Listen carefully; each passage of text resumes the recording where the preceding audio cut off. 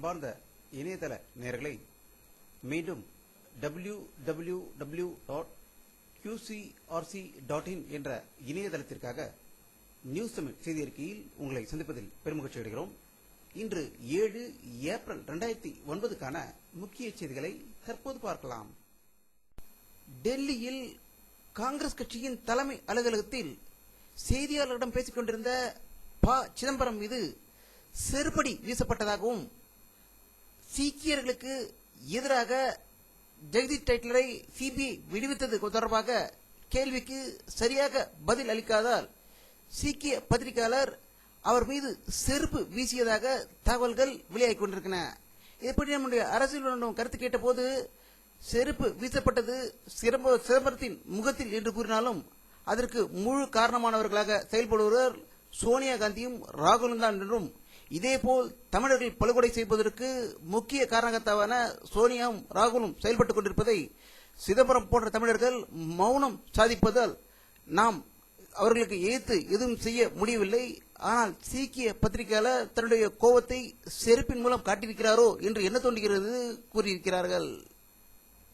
ஜனநாயக மக்களுக்கு எதிராக செயல்படும் அரசியல்வாதிகள் மீது ஷூ எறிவது, செருப்பு வீசுவது போன்ற செயல்கள் உலக முழுவதும் நடந்திருக்கிறது.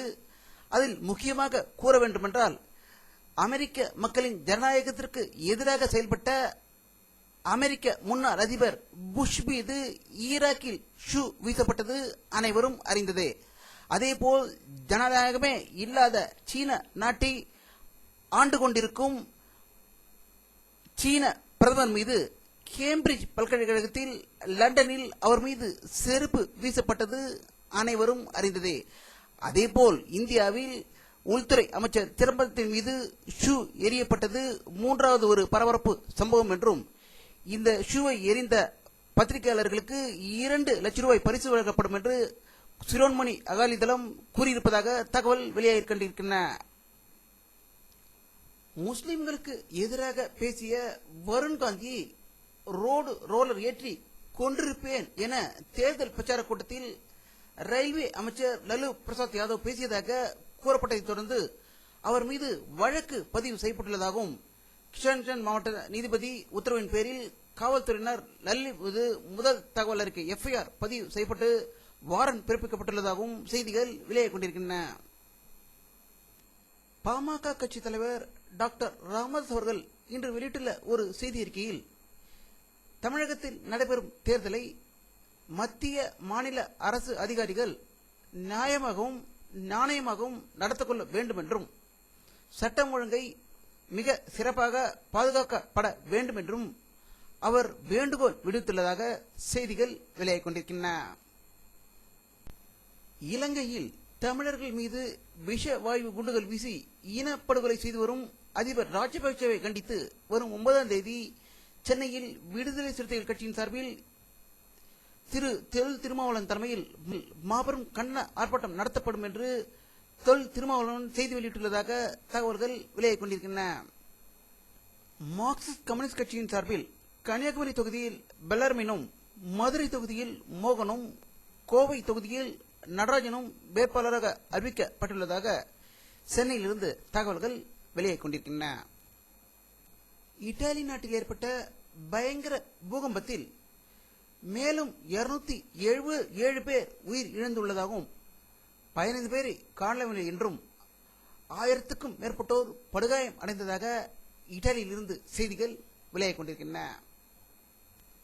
ரஷ்யாவில் இன்று காலை கடும் நிலநடுக்கம் ஏற்பட்டது என்றும், இது லிக்டர் அளவுகோலில் 7 அளவாக பதிவாகியுள்ளதாகவும், இந்த நிலநடுக்கம் குரில் என்ற தீவு கூட்டப்பகுதியில் ஏற்பட்டுள்ளதாகவும், இது ரஷ்யாவுக்கும் ஜப்பானுக்கும் இடையில் இருக்கும் ஒரு தீவு என்பது குறிப்பிடத்தக்கது. பாகிஸ்தான் நாட்டில் வடமேற்கில் அமைந்துள்ள ஸ்வாட் பள்ளத்தாக்கில் சிறுமி ஒருத்தி காதலித்ததாக கூறி அவரை கண்டிப்பதற்கு பொதுமக்கள் முன்னிலையில் சவுக்கடி தண்டனை கொடுக்கப்பட்டதாக தெரிவிக்கப்படும் சம்பவம் தொடர்பாக போலீஸ் விசாரணை ஒன்றுக்கு அந்த நாட்டின் தலைமை நீதிபதியாக மீண்டும் பதவியில் அமர்த்தப்பட்டுள்ள இப்தாகர் முகமது சௌத்ரி உத்தரவிட்டுள்ளதாக பாகிஸ்தானிலிருந்து செய்திகள் வெளியாகின்றன. இந்திய நியூசிலாந்து கிரிக்கெட் அணிகளுக்கான 5 நாள் 3வது போட்டியில் டிராவில் முடிந்ததால் இந்தியா முதல் போட்டியில் வெற்றி பெற்று 1-0 கணக்கில் நியூசிலாந்தை 41 ஆண்டுகளுக்கு பிறகு வெற்றி பெற்றிருப்பதாக நியூசிலாந்திலிருந்து தகவல்கள் வெளியாகிக் கொண்டிருக்கின்றன. இந்த உலகில் உள்ள உயிரினங்களான மனிதன் முதல் எறும்பு மற்றும் யானை வரை எந்த உயிரையும் கொல்லக்கூடாது என்ற ஒரு தத்துவத்தை கூறிய திரு மகாவீர் அவர்களின் மகாவீர் ஜெயந்தி இந்தியா முழுவதும் சிறப்பாக கொண்டாடப்பட்டதாகவும் இந்திய ஜனாதிபதி, இந்திய பிரதம மந்திரி ஆகியோர் வாழ்த்து தெரிவித்துள்ளதாகவும் செய்திகள் வெளியாகிக் கொண்டிருக்கின்றன. தமிழ் திராவிட கலாச்சாரத்தை கடந்த 5000 ஆண்டுகளாக உலக முழுவதும் பறை சாற்றிக் கொண்டிருக்கும் மாபெரும் நகரமான மதுரை மீனாட்சி அம்மன் கோவிலின் கும்பாபிஷேக திருவிழா புதன்கிழமை காலை 9 மணி அளவில் நடக்க இருப்பதாகவும், உலகத்தில் இந்த கோவிலுக்கு இணையான ஒரு கட்டடக்கலை சார்ந்த கோவில் உலகத்தில் எங்குமே இருப்பதற்கு வாய்ப்பு இல்லை என்றும், இது தமிழ் திராவிட கலாச்சாரத்தை மேற்கோள் காட்டுவதாக இருப்பதாகவும், தமிழ் திராவிட கலாச்சாரம் உலகத்திலேயே மிக பழமையான முதன்மையானதை திகழ்வதற்கு இந்த கோயில் ஒரு எடுத்துக்காட்டு என்று கூறலாம் என்று கலை வல்லுநர்கள் கருத்து வெளியிட்டிருக்கிறார்கள். வானிலை அறிக்கை 7 ஏப்ரல் 2009 பிற்பகல் 2:30 மணியில் எடுக்கப்பட்ட சேட்டலைட் புகைப்படத்தை தற்போது பார்த்துக் கொண்டிருக்கிறீர்கள். தமிழகத்தில் மேகமூட்டம் எதுவும் தெரியவில்லை.